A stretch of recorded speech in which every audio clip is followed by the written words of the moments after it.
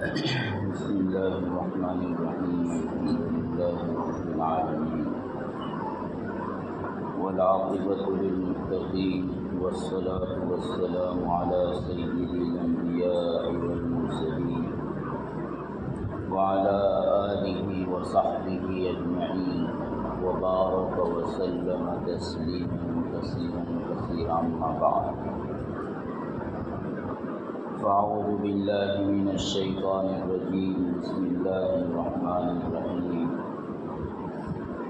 لتجدن أشد الناس عداوة للذين آمنوا اليهود والذين أشركوا.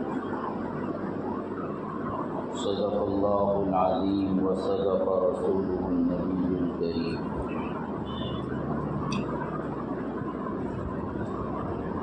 اللہ تبارک و تعالیٰ کے یہاں اہل کتاب یہود اور نصارہ کا بڑا احترام ہے اور ان کی بہت ہی رعایت ہے، کیونکہ یہ تمام اہل کتاب اللہ تبارک و تعالیٰ کی وحدانیت پر ایمان رکھتے ہیں، رسولوں اور نبیوں پر بھی ان کا ایمان ہے، قیامت پر، آخرت پر اور جنت و دوزخ پر بھی اہل کتاب ایمان رکھتے ہیں۔ اس لیے اللہ تبارک و تعالیٰ نے نبی کریم صلی اللہ علیہ وسلم کی امت کو اس بات کی اجازت دی کہ وہ اہل کتاب کی عورتوں سے نکاح کر سکتے ہیں اور انہیں اس بات کی اجازت دی کہ وہ ان کا ذبیحہ یعنی ان کے ہاتھوں سے جو جانور ذبح کیا جائے اللہ کے نام پر، اس کا کھانا بھی مسلمانوں کے لیے حلال ہے۔ لیکن ان احکامات کے باوجود یہود اور نصارہ نے محض حسد کی بنیاد پر نبی کریم صلی اللہ علیہ وسلم کی مخالفت کی اور آپ صلی اللہ علیہ وسلم سے انہوں نے دشمنی اختیار کی، اور حسد محض اس بنیاد پر تھا کہ اب تک حضرت ابراہیم علیہ السلام کے بعد جتنے بھی نبی آئے وہ حضرت اسحاق اور حضرت یعقوب علیہ السلام کی اولاد میں آئے، اور ان کا گمان یہ تھا کہ توریت میں، انجیل میں جس آخری نبی کی بشارت دی گئی ہے وہ نبی بھی حضرت اسحاق اور حضرت یعقوب علیہ السلام کی اولاد میں سے ہوں گے۔ لیکن ہوا یہ کہ اللہ تبارک و تعالیٰ نے نبی آخر الزمان سید الانبیاء والمرسلین صلی اللہ علیہ وسلم کو حضرت ابراہیم علیہ السلام کے دوسرے بڑے بیٹے حضرت اسماعیل علیہ السلام کی اولاد میں پیدا کیا، یعنی آپ بنو اسحاق سے تعلق نہیں رکھتے ہیں، بنی اسرائیل سے اللہ کے رسول کا تعلق نہیں ہے، بلکہ بنو اسماعیل سے نبی کریم صلی اللہ علیہ وسلم کا نسبی رشتہ ہے۔ یہ چیز اہل کتاب کے لیے، خاص طور پر یہود کے لیے حسد کا باعث بنی، اور باوجود کہ نبی کریم صلی اللہ علیہ وسلم کے لیے اور نبی آخر الزمان کے لیے جتنی بھی علامتیں توریت میں، انجیل میں بیان کی گئی تھی، وہ سب علامتیں نبی کریم صلی اللہ علیہ وسلم پر صادق آتی تھیں، اور یہود کے علماء کو اس بات کا یقین تھا کہ جس آخری نبی کی توریت اور انجیل میں بشارت دی گئی ہے، وہ آخری نبی یہی محمد صلی اللہ علیہ وسلم ہیں جو مکۃ المکرمہ میں پیدا ہوئے ہیں، اور وہ اللہ کے رسول صلی اللہ علیہ وسلم کو اس طرح پہچانتے تھے جس طرح کہ کوئی باپ اپنی اولاد کو پہچانتا ہے۔ قرآن مجید نے اس کا تذکرہ کیا، الذین یعرفونہ کما یعرفون ابناءہم، کہ جس طرح انسان کو اپنی اولاد کے متعلق کوئی شک نہیں ہوتا کہ یہ میری ہی اولاد ہے، تو ایسے ہی یہ اہل کتاب یہود اور نصارہ نبی کریم صلی اللہ علیہ وسلم کے آخری نبی ہونے کو، نبی برحق ہونے کو، اور اس نبی ہونے کو جس نبی کی بشارت حضرت عیسیٰ علیہ السلام نے دی تھی، اور جس نبی کی خبر حضرت موسیٰ علیہ السلام توریت میں دے کر گئے تھے، وہ یہی نبی ہیں، ان کو اس کا پورا یقین تھا، اور اسی بنیاد پر یہود کے وہ علماء جو انصاف پسند تھے، امانت اور دیانت جن کے اندر موجود تھی، ان کو جیسے ہی پتہ چلا کہ یہ نبی و آخر الزمان دنیا میں تشریف لا چکے ہیں، تو انہوں نے بلا کسی تاخیر کے اللہ کے رسول صلی اللہ علیہ وسلم کی نبوت و رسالت کو تسلیم کر لیا۔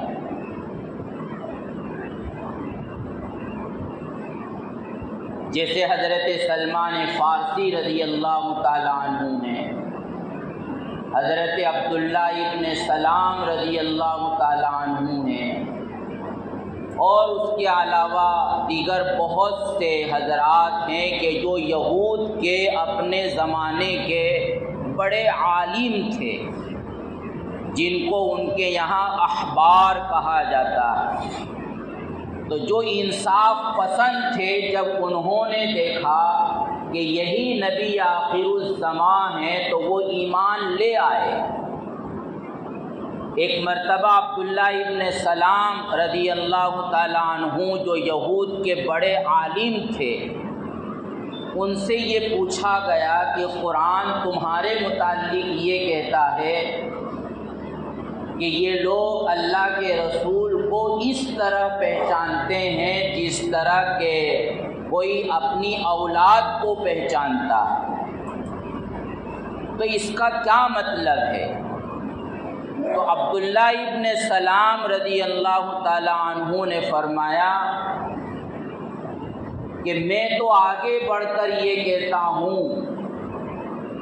کہ اپنی اولاد کے باب میں انسان کو شک ہو سکتا ہے کہ یہ میری اولاد ہے یا نہیں، کیونکہ میرے غائبانہ اور میری عدم موجودگی میں میری بیوی نہ معلوم کس سے ملی ہوگی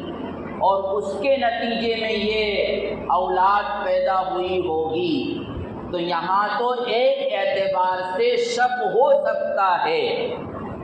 لیکن کہا کہ اللہ کے رسول صلی اللہ علیہ وسلم کے آخری نبی ہونے میں اور اس نبی ہونے میں کہ جس نبی کی بشارت عیسیٰ دے کر گئے اور جس نبی کی خبر حضرت موسیٰ دے کر گئے، جس نبی کا تذکرہ انجیل میں ہے اور جس نبی کا تذکرہ توریت میں ہے، اس کے باب میں ہم کو اتنا بھی شک نہیں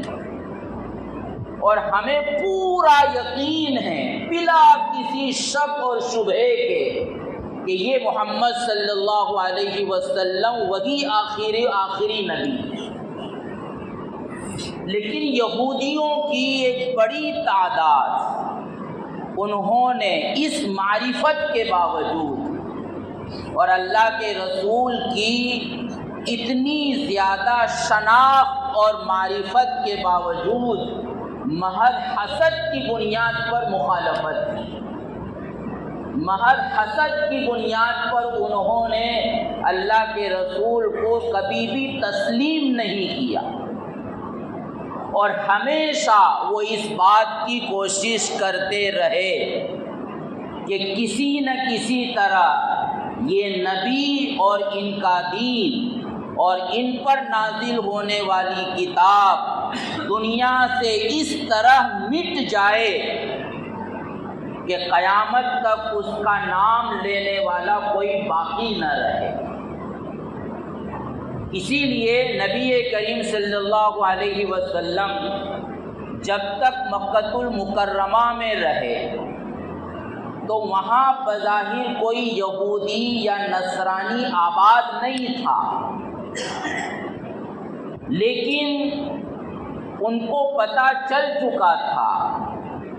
تو وہ قریش کو مختلف انداز سے اکساتے تھے، ابھارتے تھے، اللہ کے رسول کی مخالفت پر آمادہ کرتے تھے، اور طرح طرح کے سوالات جو قریش کی طرف سے کیے گئے وہ حقیقت میں قریش کے سوالات نہیں تھے، بلکہ وہ یہودیوں کی طرف سے قریش کو دیے گئے سوالات تھے۔ قرآن نے جن سوالات کا تذکرہ کیا اور اس کے جوابات اللہ کی طرف سے نبی کریم صلی اللہ علیہ وسلم پر نازل ہوئے کہ اصحاب کہف کون ہیں، روح کیا چیز ہے، ذوالقرنین کون سے بادشاہ تھے، اس طرح کے بہت سے سوالات جو بظاہر تو قریش کر رہے تھے اللہ کے رسول کے نبی ہونے کی سچائی کو معلوم کرنے کے لیے، لیکن یہ سوالات سکھلائے جاتے تھے یہود کی طرف سے، یہ سوالات تعلیم کیے جاتے تھے یہود اور نصارہ کی طرف سے، اور اللہ کے رسول صلی اللہ علیہ وسلم کو ذرا بھی جہاں موقع ملتا تو وہ مخالفت پر پہاڑ کھڑا کر دیتے۔ چند دن اللہ کے رسول صلی اللہ علیہ وسلم پر وحی نازل نہیں ہوئی اور سوال کا جواب دینے میں اللہ کے رسول صلی اللہ علیہ وسلم کی طرف سے تاخیر ہو گئی تو پروپیگنڈا کھڑا کر دیا کہ ہم تو کہہ ہی رہے تھے کہ یہ جھوٹے نبی ہیں، اور ہم تو پہلے ہی سے ہم کو اس بات کا یقین تھا کہ یہ سچے نبی نہیں ہیں۔ تو پوری مکی زندگی میں قریش کی طرف سے مخالفتیں ہوئی ہیں، کفار کی طرف سے مخالفتیں ہوئی ہیں، لیکن ان کی طرف سے جو مخالفت تھی وہ نادانی کی بنیاد پر تھی، جہالت کی بنیاد پر تھی، عصبیت کی بنیاد پر تھی، اپنے باپ دادا کے خلاف اس دین کے ہونے کی وجہ سے تھی۔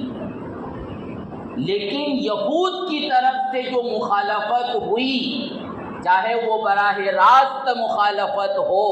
یا قریش کے واسطے سے اللہ کے رسول صلی اللہ علیہ وسلم کی اور آپ کے دین کی مخالفت کی گئی ہو تو وہ اس وجہ سے نہیں کہ ان کو معلوم نہیں تھا کہ یہ نبی نہیں، بلکہ اس وجہ سے کہ یہ بنو اسحاق میں کیوں پیدا نہیں ہوئے اور یہ آخری نبی بنو اسرائیل میں کیوں نہیں آئے اور بنو اسماعیل میں کیوں آ گئے، چاہے ہم جانتے ہیں کہ یہ آخری نبی ہیں، لیکن اس حسد کی بنیاد پر انہوں نے اللہ کے رسول صلی اللہ علیہ وسلم کو حق جانتے ہوئے، سچ جانتے ہوئے اللہ کے رسول کی مخالفت کی، اور ان کو کبھی بھی یہ گوارا نہیں تھا کہ اللہ کے رسول صلی اللہ علیہ وسلم اور دین اسلام اور قرآن کا پیغام یہ اس کو ترقی حاصل ہو، اس کو غلبہ حاصل ہو اور پوری دنیا میں یہ پیغام پھیل جائے۔ چنانچہ جب نبی کریم صلی اللہ علیہ وسلم ہجرت فرما کر مدینۃ المنورہ تشریف لے گئے تو چونکہ انصار کی ایک بڑی تعداد خزرج اور اوس کے قبیلے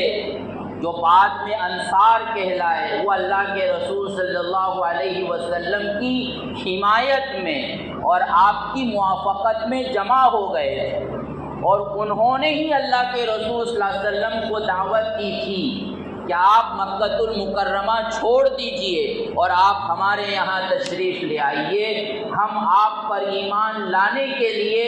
آپ کے دین کی تبلیغ کے لیے اور اس کے تحفظ کے لیے اپنی جان اور اپنا مال سب کچھ قربان کرنے کے لیے تیار ہیں۔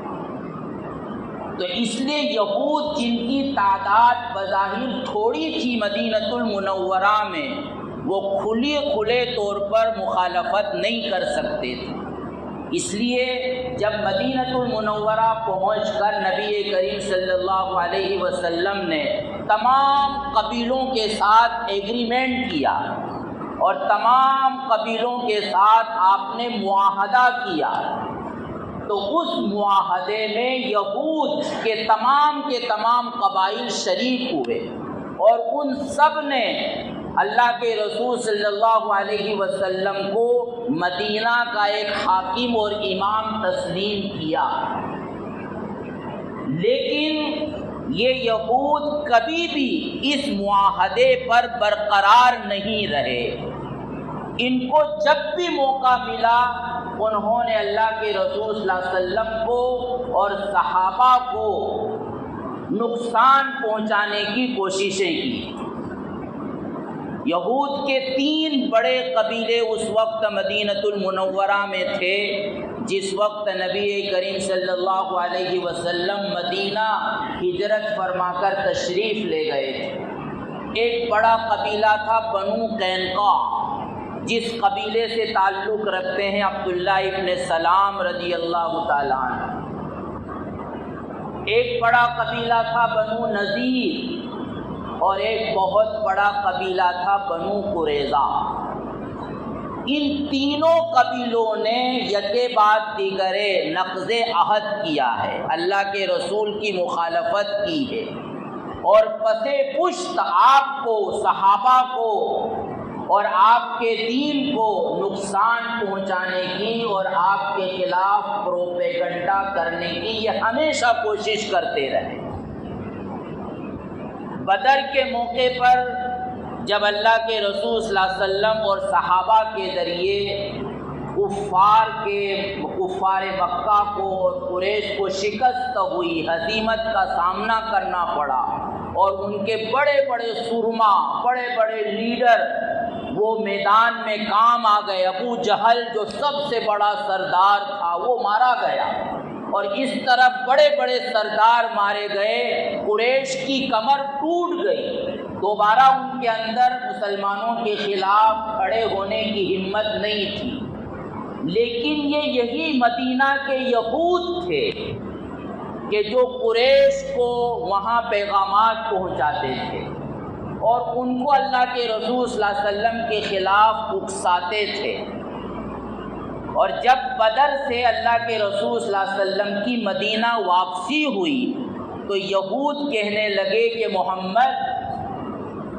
تم نے تو ایسے لوگوں کا مقابلہ کیا ہے کہ جو جنگ سے اناڑی تھے، جن کو جنگ کرنے کا کوئی تجربہ نہیں ہے۔ اگر تمہارا مقابلہ ہم سے ہوگا تو پتہ چلے گا کہ جنگ کیسی ہوتی ہے۔ یہ اللہ کے رسول کو انہوں نے صاف دھمکی دی، حالانکہ ابھی 2 سال پہلے اللہ کے رسول صلی اللہ علیہ وسلم کے ساتھ ان کا معاہدہ ہو چکا تھا کہ کوئی ایک دوسرے کے خلاف تلوار نہیں اٹھائے گا، کوئی ایک دوسرے کے خلاف سازش نہیں کرے گا، کوئی ایک دوسرے کے خلاف مدینہ کے باہر مدینہ کے دشمن کی مدد نہیں کرے گا۔ لیکن یہود کبھی بھی اس طرح کے معاہدے کا انہوں نے لحاظ نہیں کیا۔ غزوہ احزاب، غزوہ خندق جس کو کہا جاتا ہے، اس موقع پر کفار اور مشرکین کے تمام قبائل جمع ہو گئے اور انہوں نے یہ ارادہ کیا کہ ہم سب مل کر مدینۃ المنورہ پر چڑھائی کر دیں، اور اس طرح چڑھائی کر دیں کہ اس کے بعد محمد کا اور محمد کے اصحاب کا صلی اللہ علیہ وسلم نام و نشان باقی نہ رہے۔ تو اس موقع پر بھی بنو قریظہ یہودیوں کا ایک قبیلہ ان کے ساتھ معاہدہ ہو چکا تھا، لیکن انہوں نے مدینہ کے اندر رہ کر ان کفار و مشرکین کے ساتھ ساجھ باز کی اور یہ کہا کہ تم باہر سے حملہ کرو، ہم اندر سے ان کی پشت پر خنجر گھونپیں گے اور ان کو ختم کر دیں گے۔ وہ تو اللہ تبارک و تعالیٰ کی مدد ہوئی اور یہ اپنی سازشوں میں کامیاب نہیں ہو سکے، اور جیسے ہی اللہ کے رسول صلی اللہ علیہ وسلم غزوہ احزاب سے فارغ ہوئے ہیں تو فوراً ان بنو قریظہ کی خبر لی، اور یہ قلعوں میں رہا کرتے تھے۔ اللہ کے رسول نے اپنے صحابہ کے ساتھ ان کے قلعوں کا محاصرہ کر لیا اور یہ مجبور ہوئے ہتھیار ڈالنے پر، اور ان کے متعلق یہ حکم ہوا کہ ان کے مردوں کو قتل کیا جائے اور ان کی عورتوں کو باندیاں بنایا جائے۔ بنو نذیر انہوں نے بھی مخالفت کی، ان کو جلا وطن کیا گیا، مدینے سے باہر کر دیا گیا۔ بنو قینقاع اللہ کے رسول صلی اللہ علیہ وسلم نے ان کو بھی مدینے سے باہر نکال دیا۔ پھر یہ سب جا کر خیبر میں جمع ہو گئے اور وہاں سے انہوں نے سازشیں کرنا شروع کی۔ تو پھر اللہ کے رسول صلی اللہ علیہ وسلم نے خیبر کی بھی جا کر خبر لی، اور بہت سے اس میں مارے گئے، بہت سے دوبارہ صلح کرنے پر آمادہ ہوئے۔ تو غرض یہ کہ انہوں نے اللہ کے رسول صلی اللہ علیہ وسلم کو کبھی بھی چین سے بیٹھنے نہیں دیا، اور ہمیشہ یہ اللہ کے رسول صلی اللہ علیہ وسلم کی مخالفت کرتے رہے، کوئی بھی موقع یہ ہاتھ سے جانے نہیں دیتے تھے۔ حتیٰ کہ ایک مرتبہ انہوں نے یہ سازش کی کہ اللہ کے رسول کو اور ان کے صحابہ کو بلائیں اور دوبارہ معاہدہ کر لیں، جو ایگریمنٹ ہوا ہے اس کی تجدید کر لیں۔ لیکن ان کا پلان یہ تھا کہ جب اللہ کے رسول آئیں گے تو انہوں نے ایک جگہ کا انتخاب کیا تھا کہ یہاں ہم اللہ کے رسول کو بٹھائیں گے اور اوپر سے چٹان گرا دیں گے،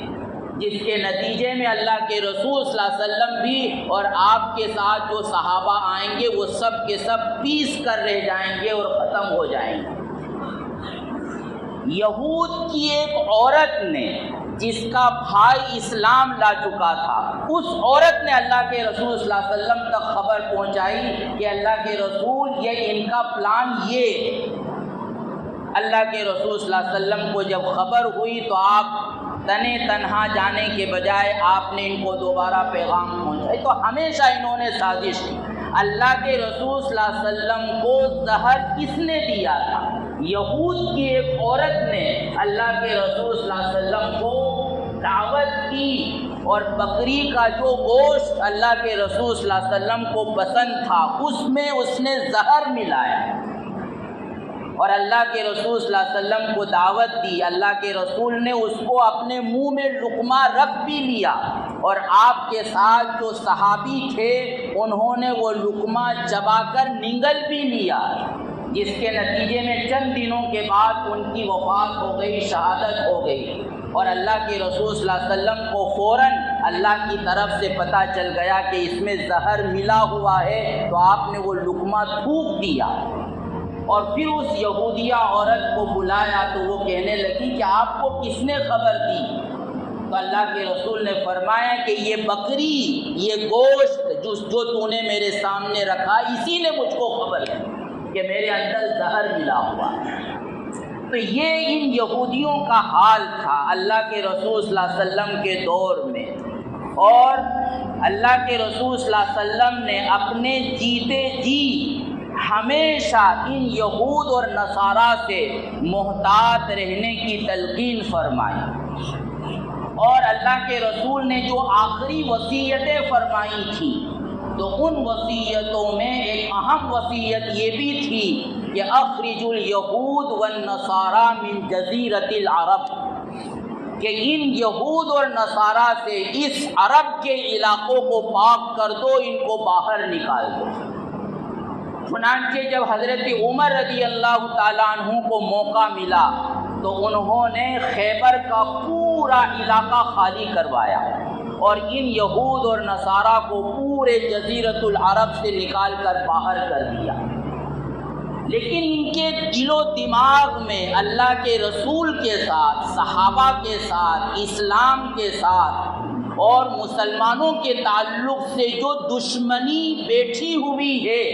وہ نسل در نسل منتقل ہو رہی ہے، اور اس دشمنی نے اور اس حسد نے ان یہود و نصارہ کو کبھی بھی چین سے بیٹھنے نہیں دیا، باوجود کہ اللہ کی طرف سے ان پر پھٹکار ہوئی، ان پر لعنتیں برسی، ان پر اللہ کا غضب نازل ہوا، لیکن انہوں نے جو ٹھانی ہے کہ مسلمانوں کو دنیا سے ختم کرنا ہے،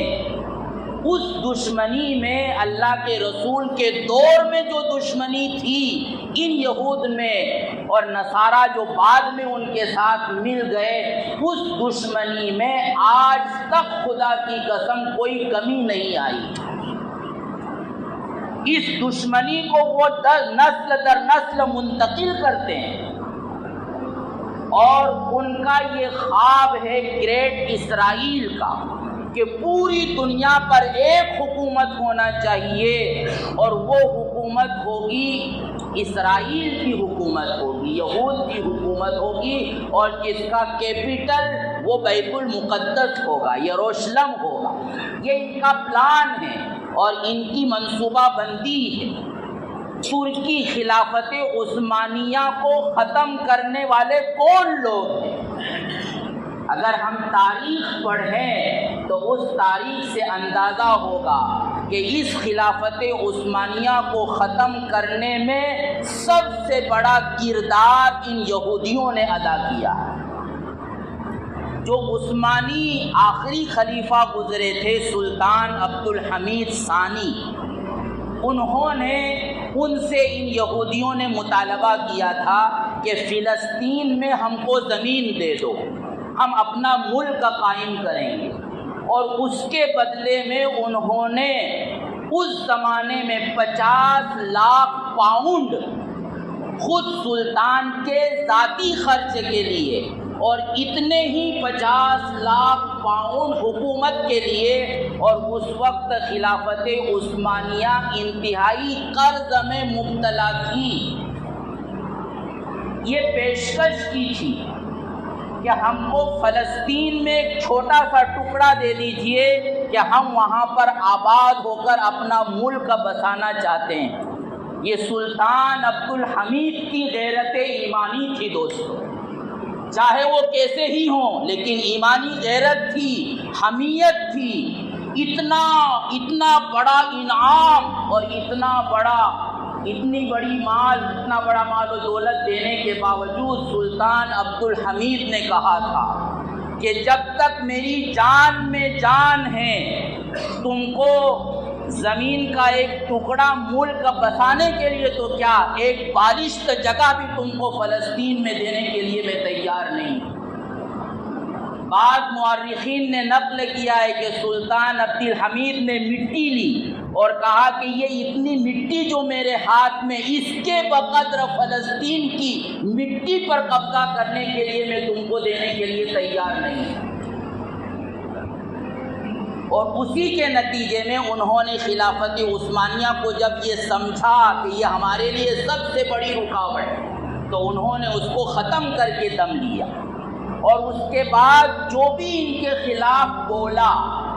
اور جن کے متعلق یہ اندیشہ ہوا کہ یہ ہمارے منصوبے میں روڑا بن سکتا ہے تو انہوں نے اس کو ختم کیا۔ صدام حسین کو کیوں ختم کیا گیا؟ اس کی بنیاد یہ تھی کہ وہ اسرائیل کو قبول کرنے کے لیے کبھی بھی تیار نہیں تھا۔ اس نے مستقل فوج بنائی تھی اسرائیل کا مقابلہ کرنے کے لیے۔ تو یہ یہود کی پوری تاریخ، اللہ کے رسول صلی اللہ علیہ وسلم ان دشمنوں سے ہم کو ان دشمنوں کی پہچان کروا کر گئے ہیں اللہ کے رسول۔ اور دشمنوں کی دشمنی کا تقاضا یہ ہے دوستو، اور ہماری ایمانی غیرت اور اسلامی حمیت کا تقاضا یہ ہے کہ ہمارے دل و دماغ میں ان کی دشمنی بھری ہوئی ہو۔ تفصیل نہیں ہے تو موقع نہیں ہے، وقت نہیں ہے اور تفصیل سے روایات پیش کرتا کہ اللہ کے رسول صلی اللہ علیہ وسلم نے کیا کیا فرمایا ہے، لیکن بہرحال ایمانی غیرت کا تقاضا یہ ہے کہ ہم اپنے ان دشمنوں کو پہچانیں، اسلام کے دشمنوں کو پہچانیں، اور اس کا تقاضا یہ ہے کہ ان کی تہذیب سے اپنے آپ کو بچائیں، ان کی فکر سے، ان کی سوچ سے، ان کے رہن سہن کے طریقوں سے اور ان کے پہننے اوڑھنے کے طریقوں سے۔ اللہ کے رسول نے جیتے جی جو آپ نے جو کچھ بھی کہا ہے اس کا تقاضا یہ تھا کہ تم اپنے آپ کو یہود و نصارہ سے ممتاز رکھو، ان کا کوئی بھی طریقہ تم مسلم معاشرے کے اندر پیدا نہ ہونے پائے۔ لیکن اللہ کے رسول کو یہ ڈر تھا کہ میری امت کا ایک بڑا طبقہ یہود کے نقش قدم پر چلے گا، تو آپ بار بار اس پر تنبیہ فرماتے رہے تھے۔ لیکن دوستو آج افسوس کا مقام یہ ہے کہ ہم بلا سوچے اور سمجھے بہت ساری چیزیں ان یہود و نصارہ سے اور یورپ اور مغرب کی تہذیب سے ہم لیتے ہیں اور اس کو اختیار کرتے ہیں۔ ہمارا پہناوا، ہمارے بالوں کی اسٹائل اور ہماری شادی بیاہ کا طریقہ، خوشی منانے کا طریقہ، برتھ ڈے منانا، یہ کون سا طریقہ ہے دوستو؟ یہ یہود و نصارہ کی طرف سے آیا ہوا طریقہ ہے۔ خوشی منانے کے جو طریقے آج ہم اختیار کر رہے ہیں وہ اسلام دشمن کے طریقے ہیں، اور دشمن سے کیسی نفرت ہونا چاہیے وہ اللہ کے رسول نے، صحابہ نے اور ہمارے اکابر نے دکھلایا تھا۔ ایک زمانے میں جب انگریزوں کا یہاں تسلط تھا، ہمارے اکابر کی غیرت ایمانی یہ تھی کہ ان کی بنائی ہوئی روشنی کو بھی اپنے قلم میں استعمال نہیں کرتے تھے، باہر سے آیا ہوا کپڑا بھی وہ استعمال نہیں کرتے تھے کہ یہ انگریزوں کا بنایا ہوا ہے۔ تو جہاں تک ہم سے ہو سکے یہ گویا یہ یہود کو نقصان پہنچانے کا ایک طریقہ ہے، اور اس سے نقصان پہنچے یا نہ پہنچے، لیکن یہ ہماری ایمانی اور دینی اور اسلامی حمیت اور غیرت کا یہ تقاضا ہوگا کہ ہم ان کی پروڈکٹ سے اور ان کی بنائی ہوئی چیزوں سے، ان کے طور و طریق سے اور ان کے لائے ہوئے کلچر سے اپنے آپ کو اور اپنی نسلوں کو بچائیں، اور جو کچھ اس کا متبادل ہو جو یہود و نصارہ کا نہ ہو اس کو استعمال کر لیں، اور اپنی زندگی کو سادہ بنائیں،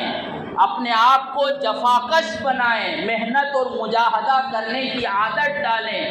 عیش کی زندگی اگر ہم گزاریں گے تو آئندہ جو وقت آنے والا ہے وہ وقت بہت خطرناک ہے اور ہمارے لیے اس کا مقابلہ کرنا یہ ممکن نہیں ہوگا۔ اللہ تعالی ہم کو صحیح سمجھ عطا فرمائے اور اللہ کے رسول صلی اللہ علیہ وسلم کی ہدایات پر عمل پیرا ہونے کی توفیق عطا فرمائے۔ آمین۔ وآخر دعوانا الحمد للہ رب العالمین۔